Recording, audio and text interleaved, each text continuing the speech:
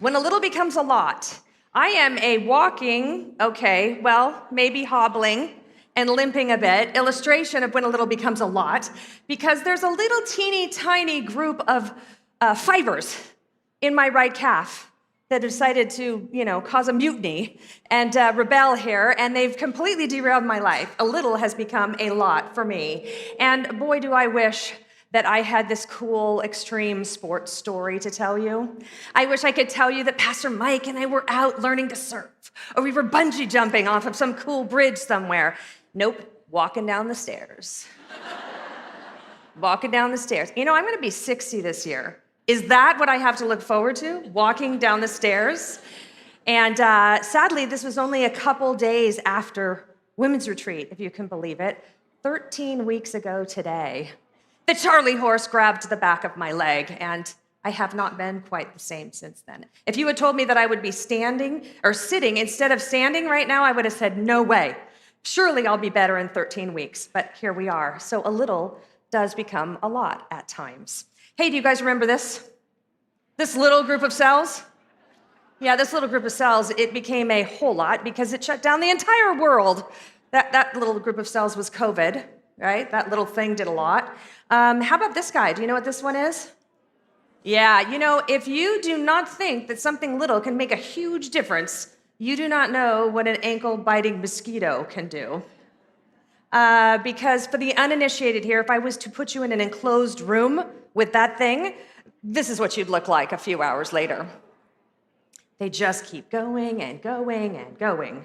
Yes, well, that ankle biter mosquito can do a lot, even though he's little. But here's another one. Just a simple piece of fabric. Probably a staple in the closet of a Boston baseball fan, right? No big deal. Just throw it in the wash. Yeah, no. A little can become a whole lot, right? And a big old headache for you as you're looking for that color erase or whatever. I can't remember what that's called. It doesn't matter. But when a little becomes a lot does not have to be a bad thing, though. I know a lot of the examples we had were funny or more negative ones. A little becoming a lot can be a good thing, too. And there was a young girl going to a middle school one day, and she took out a Post-it note. And you know what? A Post-it note, she was a woman after my own heart with a Post-it note, and she wrote on that Post-it note these words, "You matter more than you think." And she stuck it to the locker of a girl in her middle school who she had seen distressed day after day after day. And that girl saw that Post-it note, she smiled, she put it in her pocket, and the very next day, she got her own Post-it note. And she wrote one that said this, "I hope today is a little brighter than yesterday." And she stuck it to the locker of a boy who sat at lunch alone every single day. By the end of the week, there were 50 lockers with encouraging notes on them, and it brightened the entire school body because a little effort from one gal made a whole lot of difference in that school.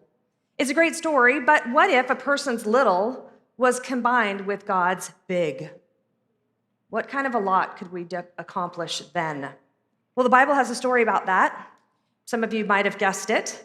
It's actually the only miracle of Jesus that's recorded in all 4 Gospels. It's the story of the feeding of the 5,000. That was a day when surely a little became a lot in the hands of Jesus. It began as a very ordinary business as usual kind of day for the 12 disciples and for Jesus. He was teaching the crowd, he was healing diseases, and they'd spent the whole day out there.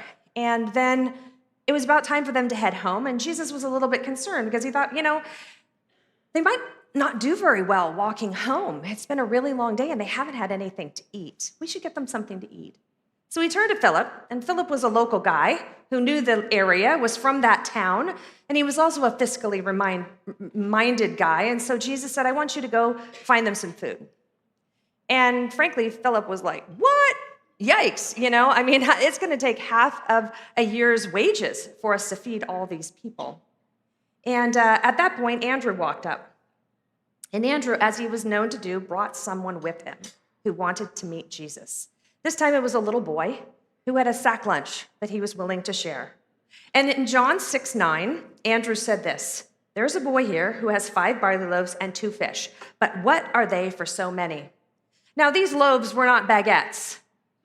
They were not even hot dog buns. These rolls were dinner rolls. That's the size we're looking at here.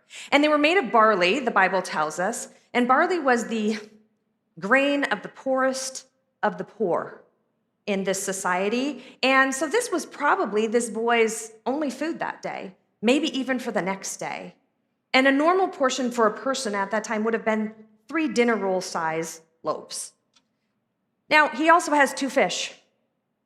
But don't think of the fish as big old fat fish from the Sea of Galilee right there, because those would never last in a sack lunch, would they? Not all day. Woo, stinky. So actually, these were much more likely to have been small pickled fish. So this guy really has 5 dinner rolls and 2 sardines. So what are those for so many? Then Jesus said, well, have the people sit down. Now, there was much grass in that place. So the men sat down, and there were about 5,000 in number. 5,000 men means that with women and children, there were probably at least 20,000 people there that day. It was not a small group sharing the 5 dinner rolls and the 2 sardines. And then Jesus took the loaves, it says, and when he had given thanks, and when he had acknowledged to God, you are the giver of all things, and we appreciate that, God, he distributed them to those who were seated, and so also the fish as much as they wanted. Now, he did not drive in a big old pallet full of food, a whole bunch of them on a flatbed truck. No, all Jesus did was break that bread and put it into a basket and take the fish and put it in one serving basket and another serving basket and another serving basket over and over and over again. In fact, verse 12 and 13 says, when they had eaten their fill, he told his disciples to gather up the leftover fragments, that nothing may be lost. So they gathered them up, and they filled 12 baskets with fragments from the 5 barley loaves left by those who had eaten. And so all 20,000 people were satisfied. They were full from just 5 dinner loaves and 2 sardines plus Jesus. Right? That's the key. Plus Jesus. And in fact, there was more left over than what they started with. Much more left over. In fact, every disciple got a doggy bag that day, right? Now, surely this kid must have heard of Jesus. Must have heard of what Jesus was doing out there every day, teaching, healing, and he wanted to help because he heard there was a need. It didn't matter that what he had was next to nothing, because in the hands of Jesus, a little becomes a lot, right? You see, when we become real Christians, we don't just get the gift of forgiveness from our sins and sit around waiting for heaven to happen to us. No, if you're a real follower of Christ, you walk out from your conversion ready to give him all that you are, the little that you have to offer him, to do something great with it. We real Christians here are living out every day of our lives 2 Corinthians 5:15, which says that Jesus died for all, that those who live, those who have been given the gift of eternal life, those that are saved, might no longer live for themselves, but for him who for their sake died and was raised. Now, this is certainly what our tea lady did. She could have done exactly what Philip and Andrew did. She could have seen the need, kind of got hopeless about it, and given up. But she didn't. She, just like that little boy, gave the little that she had to Jesus and trusted him to do something great, to do something more with it. Her name was Gladys Aylward. She was born in 1902 to a working class couple in Edmonton, London, kind of a suburb of London. And to help support her parents and her siblings, she quit school at the age of 14, right? She's basically a freshman in high school. She quit school to be a full-time live-in maid for a very wealthy family. On her rare nights off, Gladys liked to go dancing. She liked to go to the theater. But she was a very small woman. She was only 4 feet, 10 inches tall. So frankly, she was easy to lose in a crowd. And one night when she was out with her cousin, they got separated. And Gladys somehow got herded into the back of a church with a bunch of people that she did not know. And she did not want to be there at all. Not even slightly, not even a little bit. She wanted to bail out of there, but She also was shy, and she certainly didn't want to make a scene, so she just sat there. She just sat there with all these people, and she listened. And on that particular night, the preacher was very compelling, and he spoke of the day that each one of us, every single one of us, even in this room, will have to stand before God and give an account for every wrong thing we've ever done. And she heard that, yeah, but besides that, Jesus loved us enough that he would die for our sins on the cross to offer us forgiveness forever. Now, she had heard this before, as maybe you have too, but it was that day that it just compelled her. It just sunk deep into her heart. It became an urgent thing. She'd never heard it like this man presented it, because for the first time in her life, she understood that Jesus died for her sin, not just sin. Later, she would say, "It shook me and changed my life. It was going to alter my whole life. I said, God, if you're really there, please prove yourself to me. And if you prove yourself to me, I promise I'll do anything you ask." I had no idea what he was going to ask, but I gave my whole life to him. Not long after this, Gladys read about the millions of people in China who had never heard the gospel. And she would spend the next year and a half of her life trying to convince person after person after person that they should go to China and help people know Jesus. And no one would go. She finally got around to her own brother. When she asked her brother to go to China, he just mocked her. He made fun of her relationship with God. And what he said to her was this: "If you really think someone should go to China to reach the millions for God, then why don't you go yourself?" And for the first time, Gladys actually considered it. When she went to broach the subject of going to China with her quiet father, who was a postman all of his life, he said this: "What do you think you're going to do there?" She said, "Well, I don't know." He said, "Well, you're not a nurse, are you?" "No, I'm not." "Well, then you can't nurse anybody." "No, I can't." "And you can't teach anybody, can you?" "Well, no, I can't."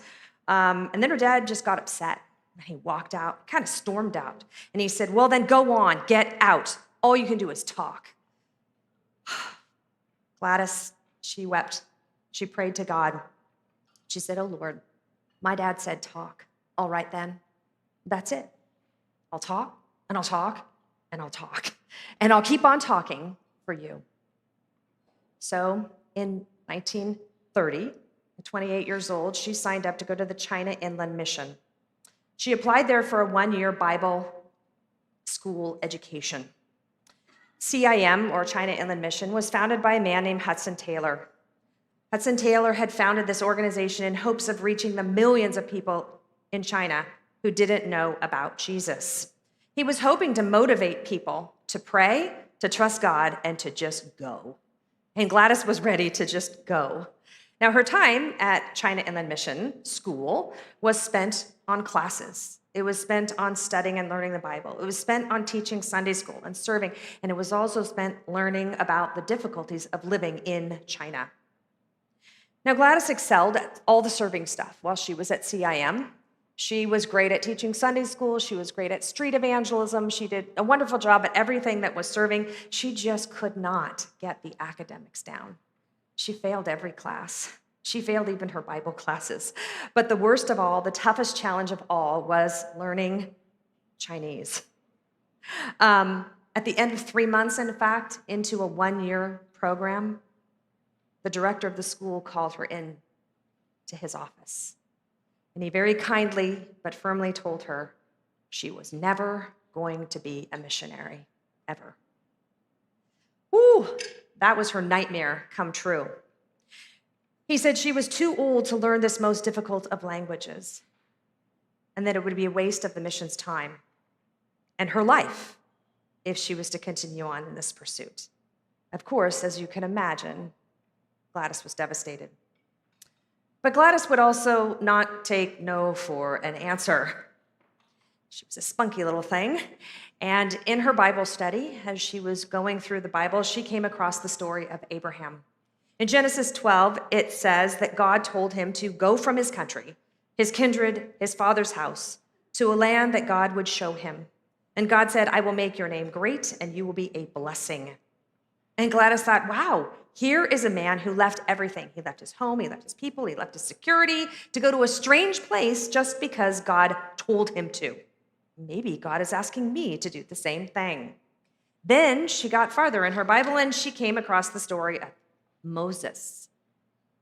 Moses was a man who did something great with almost nothing at all. He courageously stood before Pharaoh just to obey God, but first he too had to leave his peaceful home and his family. Eventually, she got to Nehemiah, who became her favorite Bible character all of her life. She said, as I read the first chapter, I felt sorry for him.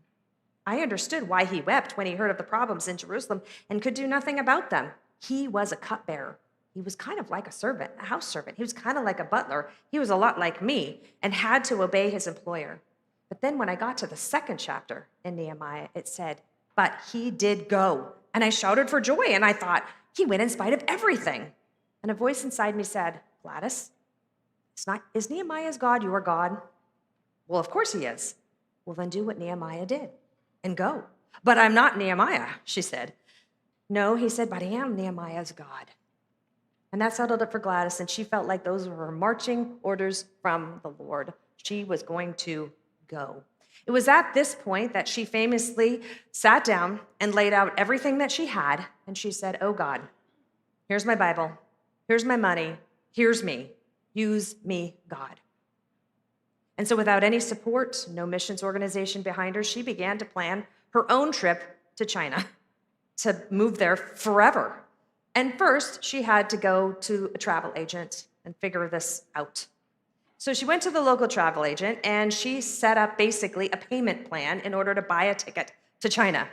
Now, it was super expensive to go by ship.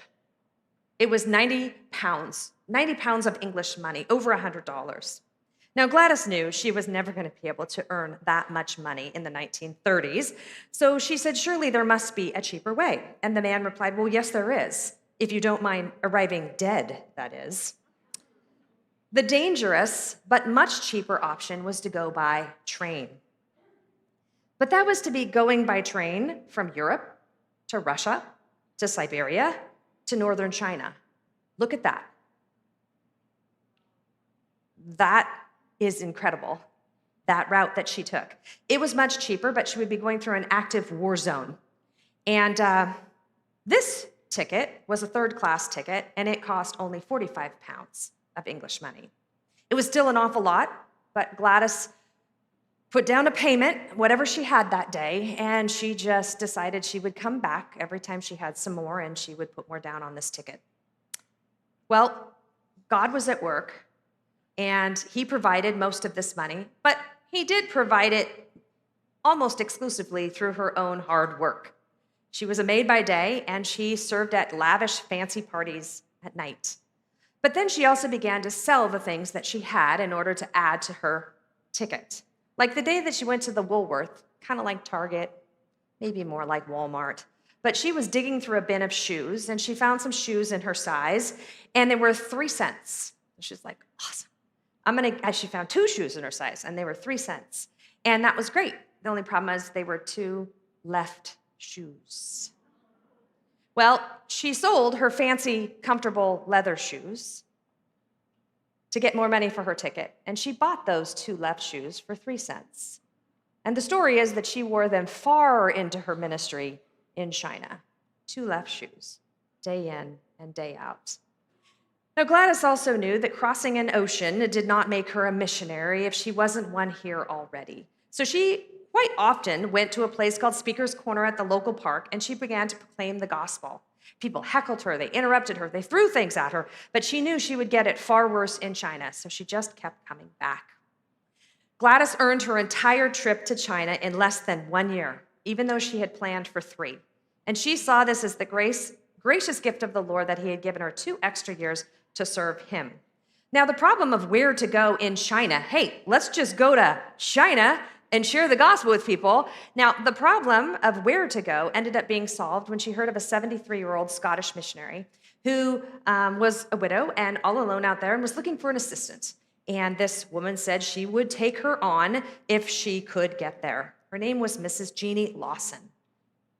So in October of 1932, at the age of 30, Gladys set out from London, and she had 2 suitcases. One of them was filled with clothes, jackets, stuff like that, and another was filled with food and a bedroll, and then she tied a tea kettle and a stove to the top of them. And then she made these really cool hidden pockets inside her corset. And that's where she put her Bible and her ticket and her money and her passport. And then she said goodbye to her family at the train station. Maybe goodbye forever. Now, our faithful God helped her every single mile that she went. And he started off by introducing her to a Dutch couple on the train who, when they found out she was going to be a missionary, they were so excited, and they told her they would pray for her every single night at 9 p.m. for the rest of their lives. And when they got off the train and disembarked, they gave her a great big hug, and they shoved and pressed a 1-pound English note into her hand. Now, she sped across Europe without incident. But the farther into Russia she got, the more of a, frankly, language barrier she encountered. No one spoke each other's language. And eventually, everyone on the train ended up being a Russian soldier. Now, the conductor kept trying to convince her to get off the train, get off the train. She continually refused, knowing that if she got off that train, she'd have to still get to China, right? Every mile she stopped going forward was going to be work for her to walk, basically. But when they reached the war zone, the train stopped and would not go any farther. And she was kicked off, basically. And as she stepped off, she could hear gunfire, but she was forced off that train, and the only thing she could do was walk back the way they had come. So that's what she did. She had to walk all the way back to the last train platform of the last station that they had come to. She heard wolves howling nearby, she heard gunfire, and she walked until she fell exhausted in the snow, in Siberia, no less. When she fell asleep there, she had no idea if she would even wake in the morning. But she did. She survived not only the wolves and the war, but the cold and exposure too. And she walked all the way back, like I said, to that train station, the last place they had been, and she sat on the platform there. And she sat, and she sat.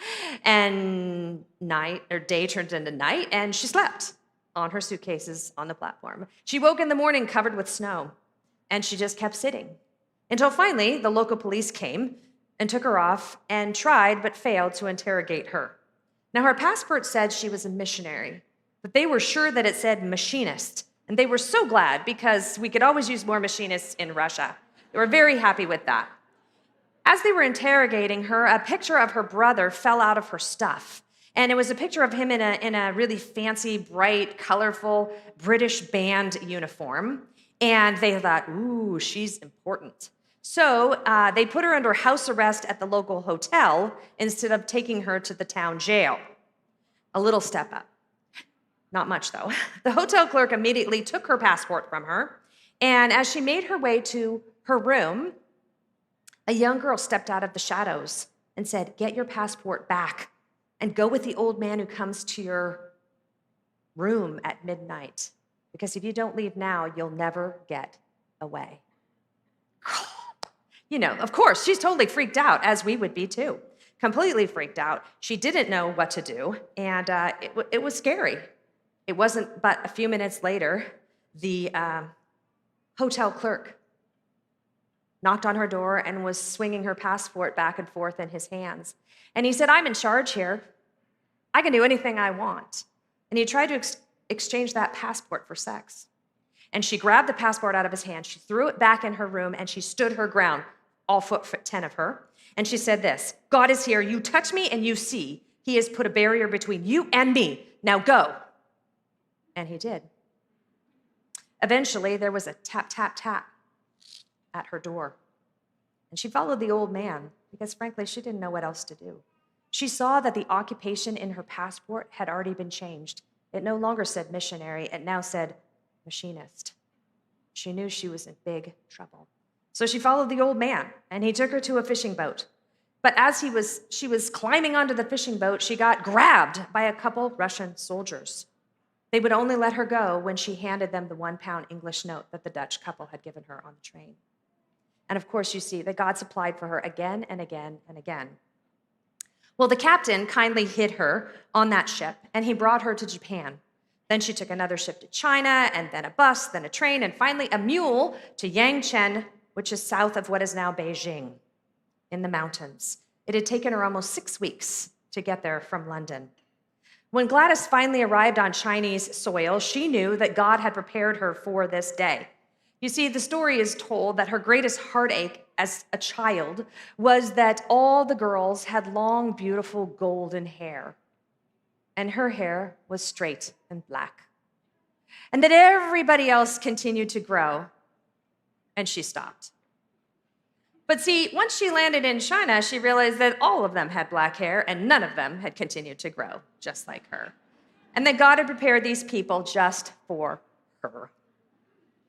When Gladys arrived in Yangchen, with its tall walls and its picturesque roofs, tucked into the mountains, it felt like a fairy tale. But the welcome she received was anything but. You see, Mrs. Lawson, she was not very warm, shall we say. Yeah, she was not very warm. You know, she had long ago heeded the call of Hudson Taylor to send out 100 missionaries to meet the needs and to share Christ with all these millions in China that didn't know him. She had gone to China as a single missionary. She had met her husband there. They had married there. She had had 5 children that she buried there. And then when she and her husband retired and he took her back to Scotland, as soon as he died, guess what? She came back to China. And here she was, this woman who had been doing this for so long, and now she has this spunky, young, passionate, energetic, completely unqualified and completely unskilled woman who walks up to be her assistant. It was a challenging partnership for all concerned. Even the very first day when Gladys asked Mrs. Lawson where she should sleep, Mrs. Lawson said, "Wherever you want." And so Gladys walked through the building, utterly filthy room after utterly filthy room after utterly filthy room, and just picked one and cleaned it up the best she could. And then she said, "Well, where should I change?" And Mrs. Lawson said, "Well, why would you want to do that? I mean, it's better if you just keep everything on anyway. It keeps people from stealing it." She goes, "Besides, as you can tell, we don't have any locks." Well, we don't even have any doors. So yeah, just keep it all on. That must have been quite the shock for Gladys showing up there. Well, Yangcheng was an overnight stop for mule caravans as they traveled through China, and Mrs. Lawson thought that it would be the perfect way for men and mules to stop there for rest at their place, and that they would then tell them stories of Jesus. Truthfully, though, Gladys was never very excited about this idea. You know, she had given up everything to come to China to reach people for Christ. And frankly, the only thing that Mrs. Lawson would let her do is go to that mule train and grab the front mule and pull his bridle into their building there. And it would be her job then to clean, feed, and water the mules. I'm sure Gladys is thinking, great, came from London for this, to take care of sticky mules. But after she prayed about it a while, she too agreed that starting this inn, this hotel, would be the best way for 2 single foreign women to preach the gospel of Jesus Christ back in the 1930s. So they got busy. They got busy making repairs, gathering supplies. The Chinese traveled quite a bit, so there was inns all over the place, but none of them were like what Gladys was used to. There were no beds, there were no curtains, there were no closets. A Chinese inn consisted of one large room, and it had a very long, low platform. Now, a fire would heat that platform up underneath, and it would become a giant communal bed, all in one room. That's where all the guests would sleep, in one giant room. And they named their hotel the Inn of Eighth Happiness, which meant complete happiness. And they hoped that they and their inn would embody the characteristics, these 8 characteristics, most important: love, virtue, gentleness, tolerance, loyalty, truth, beauty, and devotion. Now, the first Chinese words that Gladys learned there in China was, "We have no bugs, we have no fleas. Good, good, good. Come, come, come." Yang, the cook, taught her that so that she could go out and pull those mules inside. And they did come willingly because, of course, the mules knew they would be fed. And wherever the mules went, their masters followed. The guests were very well cared for, and it was the Bible teaching, though, that Mrs. Lawson and Yang, the cook, told that brought them back. Now, mostly the stories were about Jesus, but Yang really liked the story of Noah. So he made sure that Noah showed up in every story. The Christmas story, feeding of the 5,000, the Red Sea, Noah, he was there. Anyway, after a while, Gladys did not need to coerce them to come inside because the muleteers, they were the newspapers. They were telling people everywhere across the country how amazing this inn was and how these people ran a clean place, but they also provided free entertainment. And so they kept them all coming in. As the talk on the trail went, everybody started going to the Inn of Eighth Happiness. Gladys began going out into the community, and she began practicing her Chinese. And she actually did become completely fluent, but they didn't like her. They called her a foreign devil, and they would throw mud at her every time she went out into the city. Unfortunately, though, about a year into her time in China, Jeannie Lawson took a bad fall, and frankly, she lingered for a while in a sickbed, and eventually she died. Just a year into her time in China, and now Gladys is all alone. Jeannie Lawson actually had been a China inland missionary, right? Missionary. Gladys, she didn't have anybody at that point. She wondered how she would ever keep this inn up and going. But that very week, the Mandarin is kind of like the governor or the mayor of Yangshan. He showed up at her door in a very fancy sedan chair and told her that the government had ended the custom of foot binding, which had required that girls' feet be tightly wrapped up from the age of 2 to 11. The bindings broke the girls' bones and prevented them from growing to anything more than 3 to 4 inches long. As you can imagine, this would completely be disabling to the girls for life. And with these tiny feet that they walked in, slow and lumbering steps, it was said to be desirable and graceful to the men of China. Well, now that foot binding was banned, the government needed a female foot inspector who would go into the homes and the bedrooms and frankly convince the moms who were the worst instigators of this horrific practice to stop binding their baby girls' feet. They needed a woman to go into their homes, and if they did not stop, they would have their husbands put in jail.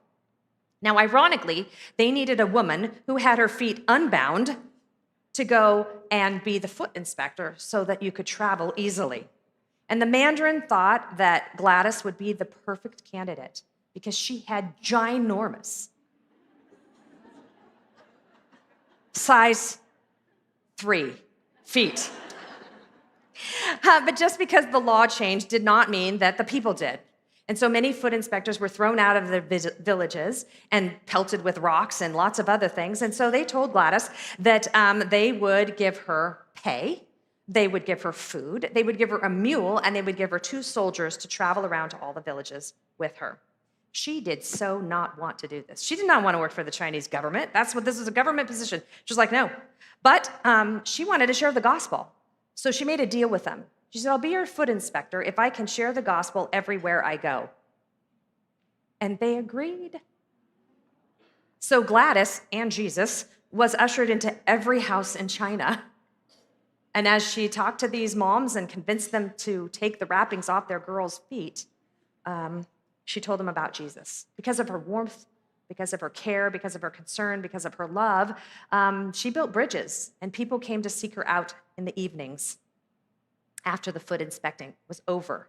A few people became Christians, then a small group formed, and then a new church was planted in all these different villages, because when God's in it, a little becomes a lot, right? One day, the Mandarin came and he ordered Gladys that she was to go to the local prison right now and put down this riot that was happening.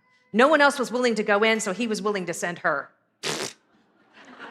Okay, well, she was pretty hesitant, as you can imagine. There's a bloody riot going on. Just walk on in there. But here's what the officials said to mock her as she got to the door. They said, you preach about God everywhere. If you preach the truth and your God truly protects you, then you can stop this riot. Great. So with her knees knocking, but boldly trusting the Lord, she walked into the mayhem. She walked into the madhouse, and she literally walked into men killing one another in front of her. One of them had a machete, and he was literally hacking people as she walked in. It was a gigantic, bloody mess. She turned to this man and she yelled at the top of her lungs, little 4'10" Gladys, "Stop at once and give me that machete." And the man turned his full attention to her, machete in hand, and he dropped it. And she asked them, "Why are you guys doing this? Why are you rioting?" And she reported back to the superiors.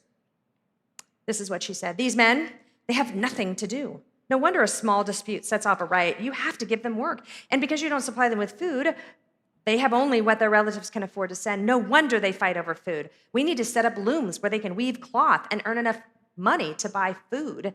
And then they also allowed them to go out in the fields right around the prison and glean grain and stuff to eat. This was all done, and peace was restored in the prison. From then on, Gladys became known as Ayawada. Ayawada means virtuous one. And then in 1936, Gladys decided to go all in, and she became a naturalized Chinese citizen. She destroyed her British passport. She burned the ships. She had no turning back. She adopted her new country for good. Now, Gladys loved the Chinese people, and she was willing to give her life for them, but she ached with loneliness. She knew that her problem would be solved if God would just send her a husband. So she boldly prayed, and she actually looked to the horizon expecting for that man to just walk on over from England. Because when she was out there alone and Jeannie Lawson is gone, it was a lot different. And she began to long for the joy of family and children and someone to serve Christ along with her. It was about that time that she found a woman on the side of a road, and this woman had a little girl with her, and they were begging for money. The problem was this little girl was obviously very sick, and Gladys asked about her. She said, what's going on? What's wrong with the little girl? And the woman said, "Do you want to buy her?" Gladys was like, "What? I only have 9 pence with me." And she took her money out of her pocket, which was about 14 cents back then. And the woman said, "I'll take it." And she handed her the child. Now, the child was malnourished, she was covered with sores, and it was appalling to Gladys to realize this child had been kidnapped in order to make money. But Gladys took her home, and she named her 9 pence, because that's what she paid for her. She wasn't very creative, I guess. 9 pence, yeah. And a couple months later, 9 pence brought home a little boy and said, "If I eat less, then he can have more." And guess what his name was? Les. Les was his name. And he came to live with them as well. And God creatively answered her prayer for love and family by bringing other people's kids into her life that she would love for the Lord. And then in 1937, Japan invaded China. And they eventually began dropping bombs on Yangcheng. They destroyed the city, they wounded some, they killed others, and Gladys was heartbroken. All these people she knew from her own town, seeing them hurt, and she began to treat the wounded. She began to hide in the caves nearby, in the mountains. She began burying the dead with the other people in the city. She endured many a harmful and fearful situation. She was hiding, she was dodging, she was even beaten almost to death, defending people. She wrote home and she said these words. This is her actual letter. "Life is pitiful, death so familiar, suffering and pain so common, yet I would not be anywhere else. Do not miss me out of this, or in any way seek to get me out, for I will not be got out while this trial is on. These are my people. God has given them to me, and I will live or die with them, for him and for his glory." Well, Gladys continued to travel around. She was still the foot inspector, and she was trying to share Christ with people, and she often found herself in possession of, information about Japanese troop movements, which she passed on to a man who had become her close friend. He worked in the intelligence department of the Chinese government. His name was Colonel Linan, and Gladys Aylward essentially became a spy for the Chinese government. And then one day, the Japanese opened fire on her directly. She ducked down, she tried to hide, but she eventually was grazed with a bullet. And people urged her to leave. And she said this, "Christians don't retreat." And she kept saying that until the day they handed her a wanted poster with her image on it, offering $100 for her capture. And the Japanese wanted her alive. There was no doubt about that. Now, she understood that everybody knew who she was. And there was no food and there was no money, so everybody was desperate for food and money. She knew it was only a matter of time where she would be turned in. She had also, very naively, done a new Time magazine article with a journalist who came over, and she naively told him all the things she was doing for her adopted country of China. And she knew the Japanese were in possession of that article from Time magazine. She knew there would be no mercy if she was caught. Now, she was more than willing to die for God, for country, but she prayed about it, she sought the Lord, and she just really felt like she was supposed to flee. But she was supposed to do something very important when she fled. She was supposed to take the 50 children that were living at the inn with her to a safe zone in a place called Xi'an, which was more than 200 miles away. Now, the locals heard of her plan to take these 50 children to a safe place out of the war zone, and so everybody in the local area started sending her children, their children, a whole bunch of them, because they knew it was much better to be separated from their children than have them be conscripted into the Japanese army or have them used as entertainment for the Japanese soldiers. And this is how Gladys ended up with 100 children on her trek over the mountains that maybe some of you have heard of before. This is how there ended up being 100 of them. But before she left, she was invited to the Mandarin's palace, where he surprised her with some very important news. She had been in China at that point almost 10 years, and he had watched her and he had listened to her, and he said, I'm ready to surrender my life to Jesus Christ. I want to be a Christian because of you and the way you have lived, of course. But she also said goodbye to him sadly, knowing that she probably would never see him this side of heaven.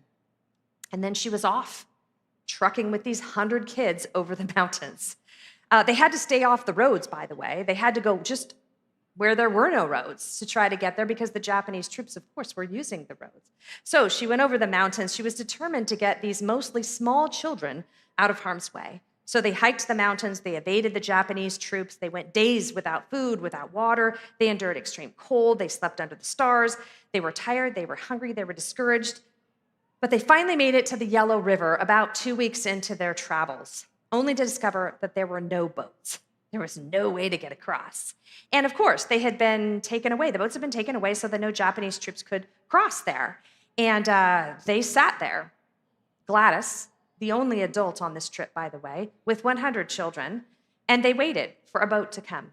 And they waited one day and one night, and it was just getting hopeless. And at one point, a little girl said to Gladys, do you remember when God called Moses to take the children of Israel through the Red Sea on dry land? And everybody got across safely? And she said, yes, of course I do. I do remember that.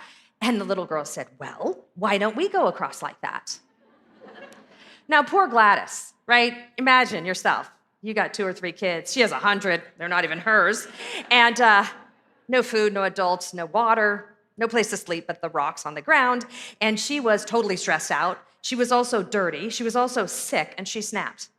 She snapped. When the girl said, why do we not go across like this? She said, because I'm not Moses. And the persistent little girl said, yes, but God is still God. And Gladys was humbled, and she gathered all those 100 children around, and they began to pray. And then after they prayed, she had taught them all these, can you imagine, 100 kids? She had to do something on the trail, so they learned Bible verses and they learned songs. So they all sang a song after they prayed together. And a few minutes later, a Chinese soldier came around the corner with a boat. And he said, I heard you singing. And he ferried all the children across the river. Eventually, they made it 270 miles. By the way, that's us walking from here to San Luis Obispo with 100 kids alone. I checked with Alexa this morning. When they got to Xi'an, unfortunately, it was overrun with refugees, and they turned them away. So they had to go another 70 miles to a place called Fufang, which means they basically walked from here to San Jose. In 27 days, almost 400 miles. Gladys promptly collapsed. She had typhus, she had a fever of 105, she had pneumonia, she was severely malnourished and dehydrated, and she was delirious for weeks, actually. She did not wake up for 2 months. When she finally woke up, the first question on her mind is, are the children safe? And she was informed that all 94 was the exact count, all 94 of them had been There we go. All 94 of them had gotten there safely. They were not sick, and not one of them had died. This is a picture of quite a few of those actually real live children with Gladys on the left-hand side when she woke up 2 months later. Well, Gladys did eventually recover, but it was a very long recovery for her, and she was never exactly the same anymore. She was only 38 when she took this trip, but it affected her the rest of her life. But she went on to serve children, lepers, prisoners, and spent lots and lots of time in a monastery of Tibetan monks, believe it or not, who wanted her to preach Jesus to them. And then in 1949, after she had been there almost 20 years, she went home to England. You see, after World War II, the communists had taken control in the Chinese land there, and they'd made it communist, right? And they were going to either kill or imprison all the Christians. That's what was happening everywhere. And so Gladys's friends convinced her to go back and get some much-needed medical care, not only for her long illness, but also for the beatings and things. She had internal injuries that were never taken care of. So go back and get some surgery and see her aging parents. The funny thing was, when she got back to England, her parents did not recognize her. And they said the crowds all dispersed, and they thought, who is that Chinese woman there? Only to discover with shock that that was their daughter, Gladys. Now, a lot of things had changed back home, but the biggest was that now Gladys was famous. She was famous. That Time magazine article and other things had her all the news about Gladys. Her mother was telling people, the newspapers were telling people about what Gladys was doing. And so she was in high demand. And she was often asked to talk about her time in China. Well, then a man came wanting to write a biography of her. He was writing a series of books on people who did exciting things. Now, Gladys told him, I have done nothing exciting. And he was like, well, whatever. And he followed her around and let the stories kind of just trickle out of her mouth. When she mentioned taking some kids over the mountains to escape the Japanese, he said, well, how long did it take? She said, I don't know, a month or so. Well, how much money did you have? Well, we didn't have any money. Well, how many kids did you have? I don't know exactly, maybe 100? Well, that's when he knew he had a good story of somebody who did exciting things. And he did her very first biography, which was by 1957 by a man named Alan Burgess, and her fame just grew and grew. As I said, she was often asked to speak, but she was so short that she had to have a box ready for her to stand on so she could speak. And she embodied this concept of when a little becomes a lot, not only in her mission, but in herself. Her body was small, but her passion was not. And this tiny woman in Chinese dress would be asked to speak. The people would be glued to their chairs. For over an hour, she would speak, when the standard speaking was about 20 minutes at that point in history. She said this, at the time I went to China, I was the most unlikely person to do anything, let alone go to China. Me go to China? Gladys Aylward, I said, why you? You've never even passed an examination. But God wasn't asking me if I could read properly. He was saying, Gladys Aylward, would you allow me to open your ears and your mouth and let me drop in Chinese? Because it's to these people that I want to prove my glory and tell of my salvation. Friends, if God ever worked a miracle in this whole wide world, he worked one in my head. I speak Chinese. Oh, I do. But I don't think I am proud. I'm only humble before a great almighty God who says, when I call, I will equip, and he does. You just have to say, well, here I am. You just do what you like with me. And that is how a simple parlor maid, as they said, stole the thunder of every speaker she shared the stage with. When her parents passed, she longed to return to China, to serve Christ there and to see her many Chinese children. But as a confirmed spy, the communists would not let her back in. And of course, that would be dangerous to everyone she loved. So she did the next best thing. She moved to Taiwan because in Taiwan, that's where many of the refugees leaving China because of communism went to live. You know, she knew the language, she knew the customs, she knew the people, and she continued serving there with the people she loved so much. And people also just kept giving her babies. I mean, they kept dropping them on her doorstep over and over, and she adopted some. This little one is Gordon. Even in her old age, she adopted Gordon, and he became her little buddy. And she also started something called the Gladys Aylward Home, an orphanage there. As a result of Burgess' bio of her in 1958, Hollywood came asking to write her story and to do a movie of her story, and believing that this would be something that would spread the name of Jesus to everyone who went to the movies, Gladys eagerly agreed. But this would be her greatest heartache. Because you see, Hollywood did produce a movie of the story of Gladys Aylward. It is called The Inn of Sixth Happiness, and it cast none other than Ingrid Bergman of Casablanca fame. But the choice of Bergman was the first of very many poor decisions as far as Gladys saw it. I mean, this blonde-haired, 5'9" Swedish actress was not remotely close to the 4'10" black hair, dark eyes of Gladys Aylward. But you know what? It was much more than that. It wasn't just a vain thing, she doesn't look like me. It was much more than that, because you see, in the decade leading up to the movie, Bergman had been married to one man, and she had had an affair with another, and birthed his child out of wedlock, and then she divorced her first husband to marry her second. And this was all happening in the 1950s. It was a total scandal, and if you can believe it or not, Hollywood actually blacklisted her and did not allow her to come and make movies because of the scandal of what was happening in her personal life. So she had to go live in Europe with her new second husband, an Italian director. The whole thing brought great shame to Gladys. But beyond that, the studio they made all kinds of weird choices, okay? Including changing all the names. I mean, Gladys, instead of being the virtuous one, she became True Love. And they changed the names of Ninepence, and of Less, and of the Inn. Okay, so they did all these weird choices. But the worst disgrace of all, as far as Gladys was concerned, was an extensive subplot with Colonel Linan, who they cast with a German-Asian actor, and they made him wear black contacts to cover his blue eyes, instead of casting a Chinese man that he was. But all that was bad enough. It only got worse when he and Bergman shared multiple romantic scenes, which embarrassed Gladys to no end. She felt it ruined her reputation. She was particularly appalled because she'd wanted to be married all of her life and she'd never even kissed a man. And this was all happening on the big screen.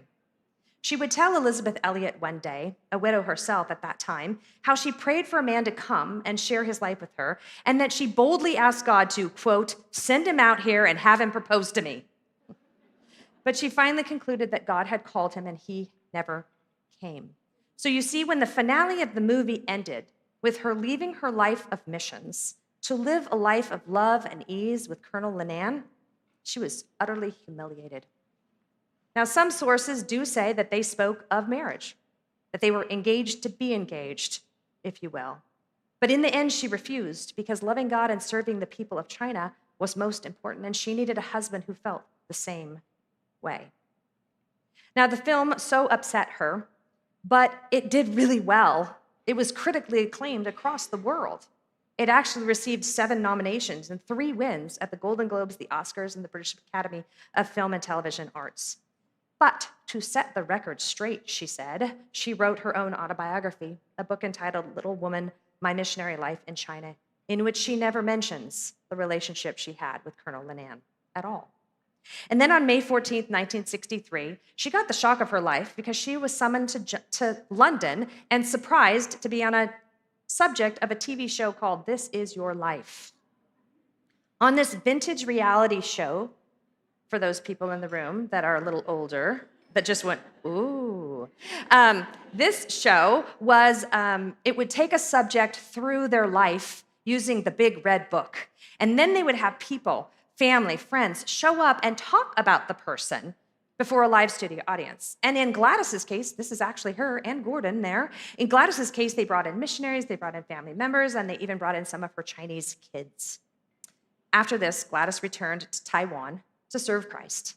And then on New Year's Day in 1970, Kathleen, her assistant, her fellow missionary, her Gladys Aylward, if you would, to the Jeannie Lawson, right? Her assistant, urged her to stay home. She had a speaking engagement. She was talking to the military wives in Taipei, the US military wives in Taipei, and Kathleen tried to talk her into not going because she had the flu. And, Gladys, she wasn't going to take that sitting down. In fact, she said, staying in bed is a waste of time. And she utterly refused, and she went out, and she spoke for her regular 1-hour message, as usual. When she got home, Kathleen called the doctor, got her some medicine, put her to bed. And it was later that night that God decided Gladys' work was done, and he took her to heaven in her sleep that night. 1,000 people attended her funeral in Taiwan. They buried her on a hill facing mainland China and Yangcheng on the grounds of Christ College in Taipei. John 12:24 is what's engraved on her tombstone. It says, "Unless a grain of wheat falls into the earth, it dies. It remains alone. But if it dies, it bears much fruit." And Gladys surely did. By her own admission, she was very ordinary, but she did extraordinary things because she gave the little she had to God, and he made it a whole lot. Now, as I mentioned, Gladys' decision to allow Hollywood to do the movie of her life distressed her greatly.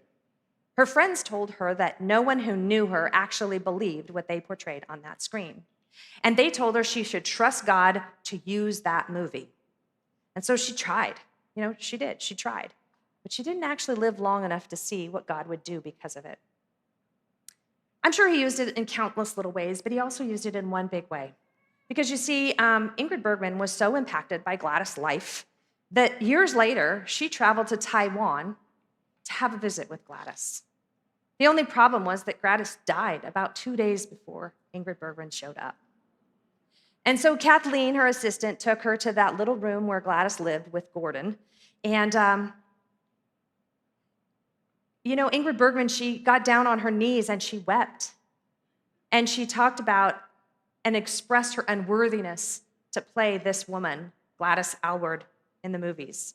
And Kathleen sat down with her and she talked to her about the comfort you could receive from God.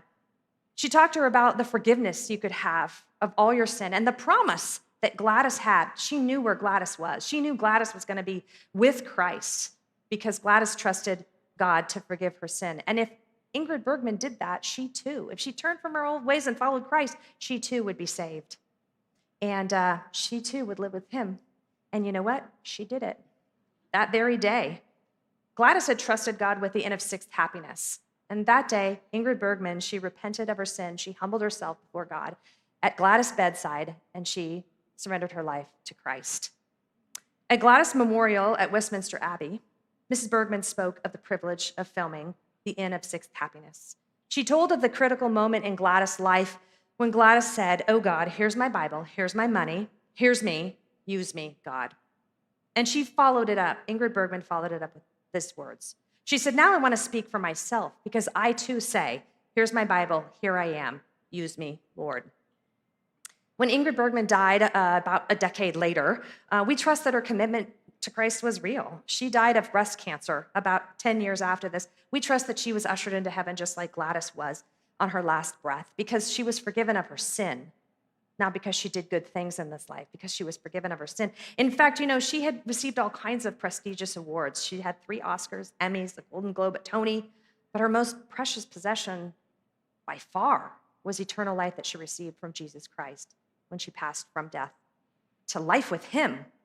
And I'd like to think that after meeting with Jesus, spending some time with him, that she went and found Gladys.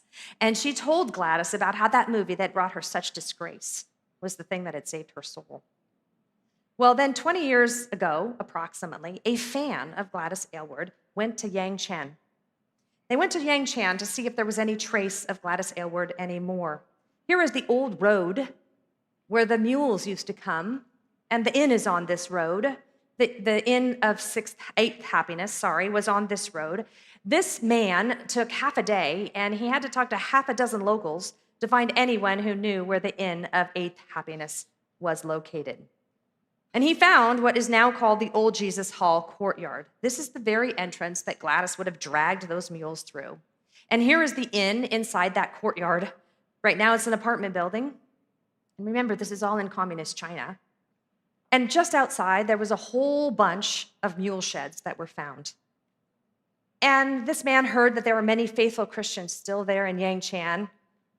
They are worshiping God in homes because of the communism that is around them, the threat of communism. The inn itself has been deemed a cultural relic, and there are plans to restore it. Now, one biographer of Gladys said this: "To impact this world for eternity, we don't need a long list of human qualifications, as Gladys Aylward's life so powerfully proves.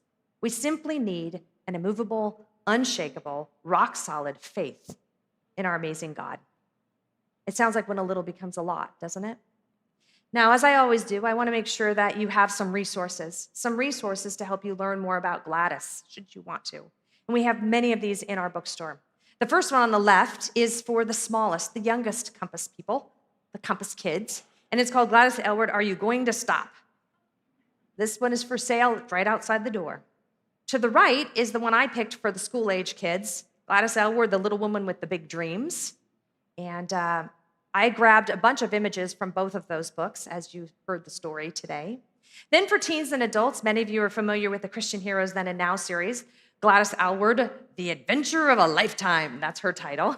And we've got a bunch of those in there. And then the one on the right, I have to say you're gonna have to go to the bookstore and order, because sadly, when we were ordering these 2 months ago, they decided to reprint them. And we have 5 copies, so whoever's fastest, you get the 5 copies. If not, you'll have to order it. But I felt that one is a more recent biography, 2020, I think, and it's a fuller picture of her life than just the standard stories you might know about her. There are a couple of movies that I think you should check out. One of them is you should rent The Inn of Sixth Happiness. You know, I know Gladys didn't like it, but you can rent it today for $4 on Amazon Prime. And it is a good story, and you can actually see, I mean, yeah, now you know all the problems, right? But you can actually see where God takes a little and makes it a lot, and follow the story of Gladys' life. I also watched a really great documentary I highly recommend. A lot of the images you saw came from this, but also they have her narrate part of it. So Gladys Aylward's actual voice is telling the story in parts of this movie, and it's based on a book by Carol Purvis, and it also is available on Amazon Prime. I don't remember how much, sorry. Okay, to hear Gladys' testimony in her own words, her speaking in her own words, snap a picture of this QR code and you can hear her tell her story. If you want to hear her story dramatized, Moody Radio used to do this great series of radio programs called Great Stories. Stories of Great Christians, Stories of Great Christians. When I was a student at Moody, I would often listen to these radio shows. It's a dramatized radio show of her biography. So it's, accents and noises and things like that. But if you like biographies, or if you want to do this with your kids, there are 44 episodes in this series that will tell you the story of Gladys Aylward.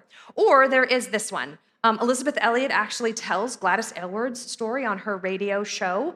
It's like hers is only like maybe 8 episodes. Both of those last 2 are based on the Alan Burgess biography written in 1957.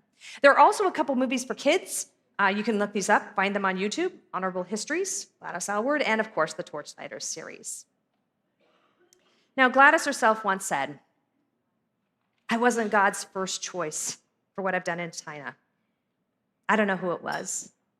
It must have been a man, a well-educated man. I don't know what happened. Perhaps he died. Perhaps he wasn't willing. But God looked down and saw Gladys Aylward, and God said, well, she's willing." You see, God took Gladys little, and in her case, it was very, very little, just like those loaves and those fishes so long ago, and made it into a whole lot. And my prayer for you is that Gladys Aylward has inspired you to take whatever it is that you have, little or big, and hand it over to God for him to use however he sees fit. And that you and I say with Gladys, "Oh God, here is my Bible, here is my money, here's me. Use me, God." Let's pray. Dear God, I am thankful for Gladys Aylward. She is definitely an inspiration for us all. And I'm thankful for the way that she was such a normal person.